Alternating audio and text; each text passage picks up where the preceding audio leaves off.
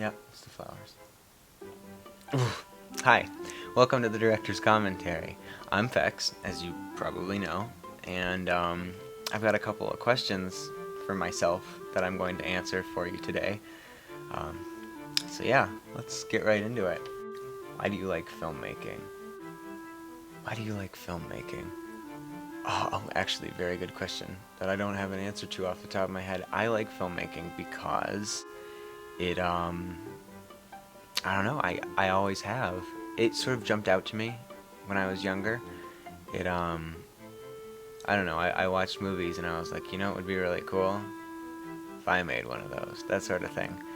And then when I was pretty young, I experimented with making movies, and honestly, I loved every part of it. So I just, kind of kept doing it. When did you start taking an interest in filmmaking? Was there a key movie or show that affected or influenced you when you were younger? What was it? When did I start taking an interest in filmmaking? Well, when I was a kid, I used to make like little stop motion videos with like toys and stuff. It's like, oh, here are my Legos, and they're gonna do Lego things, whatever Legos do. Here are my race cars. They're gonna race. In a stop motion movie, and that was what I consider, like the first movies that I ever made. But they don't really reflect any particular experience that jumped out at me and said, I love filmmaking. I'm gonna keep doing this for quite a while. I think that the first time that I actually made a real movie was in 2014. I made a movie. Gosh, it was like 10 minutes long. It was called Lost in the Woods. It was starring me and my brother and my dad and my mom, which is basically the only actors that I could scrounge up back then. It was about a couple of kids, me and my brother, who got, you guessed it, lost in the woods. That was my first. That was my first live action excursion into filmmaking. Yeah, what kind of film needs to be made more often and why? I would say that films that we need to see more often are independent films, because independent films don't break through often enough. People don't see them often enough, and you get beautiful works of art. I watched this one movie that was set at a cabin on a lake, and there was a bear, and Aubrey Plaza was in it, and it was like, it's really hard to describe. You kind of just have to watch it. But it was, I watched it at a film festival, and it's a film festival. It's an independent film that you see at a film festival. You're not gonna go to the theater and watch it. It's really not gonna get the attention that it deserves, because it was like a really great movie, and it did not receive the attention that I think it deserved, if that makes sense. So I think that if independent movies are made more often, if we make more of those, people are going to end up seeing more of those. And honestly, they're really good, just like generally speaking. Who are your biggest cinematic influences? These people can be alive or dead, and their role can be in any part of the filmmaking process. Well, okay. So, circling back to David Tennant, who is just incredibly, he's got a massive range. He hits all the bases correctly. Like, he can play any character. He can be funny. He can be really creepy. I'm thinking that one movie about the serial killer, or possibly show, Jessica Jones, Time Lord Victorious, that sort of thing. But then on the other hand, he can also be very funny and convey emotion very well. Like nice emotion, not being mean to people. I don't know. It's just something that sort of fascinated me ever since I, found out who he was, started watching him on TV. And then in terms of directors, gosh, I always tell people Tarantino, because Tarantino is, oh god, and it feels weird to say this, Tarantino is such a campy director.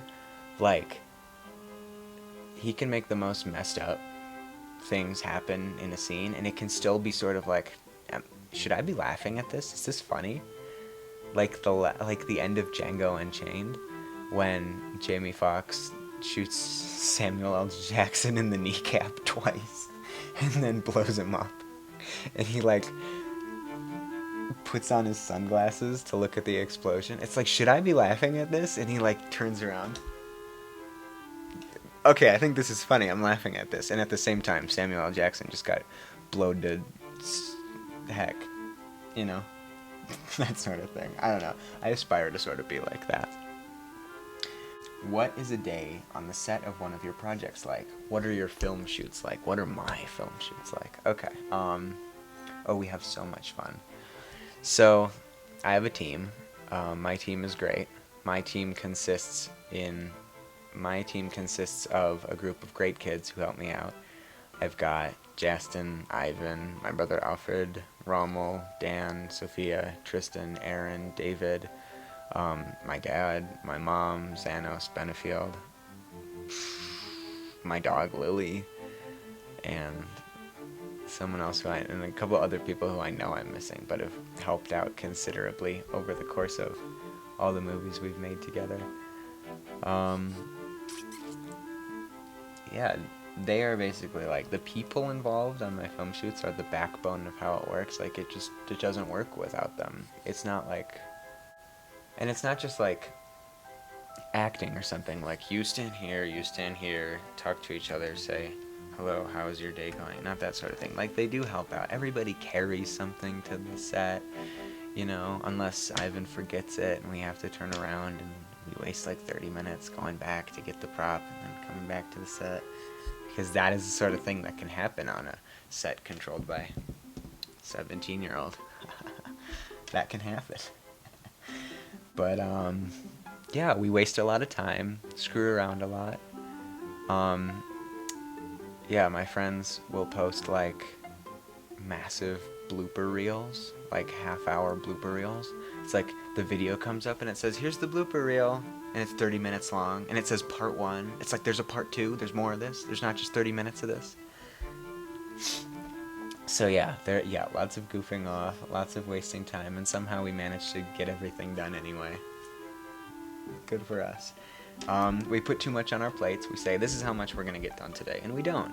And right now, I've got 5 movies planned for this summer, and it's not going to happen, but it's a nice sentiment, if that makes sense.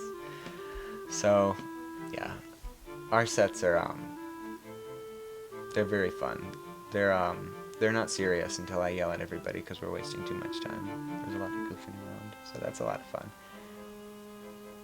We make movies together, but we also are friends. We're not like co-workers or anything. What is your greatest filmmaking strength? What skills are you most proud of? Good question. I would say that my greatest filmmaking strength, the thing that I do best when it comes to putting these movies together, is the writing. I do almost all of the writing, and when my actors don't say things like, this line is too long, I'm going to improvise, which happens, by the way. When the dialogue that I write and stuff actually gets spoken on screen, it sounds really good. And it's even better when my guys can deliver it correctly. There are like instances that I can pull up in my head. Like, I'm probably pulling up an instance like that on the screen right now. I can't tell, I haven't edited this yet. Where my guys just like deliver the line that I write really well, and I'm like, that is exactly what you were supposed to do, that was perfect, nice job, that sort of thing. That's probably the strongest part of my movies, although we're just going to keep getting better. The more I learn, the better we're gonna do. Ooh. So yeah, those are all the questions that I've got up here in front of me. I hope you enjoyed the director's commentary, which is just basically me talking about my adventures in filmmaking. Thank you for watching. I have been Fex, and I will see you in the next video. Fex out. no, I'm never saying that again.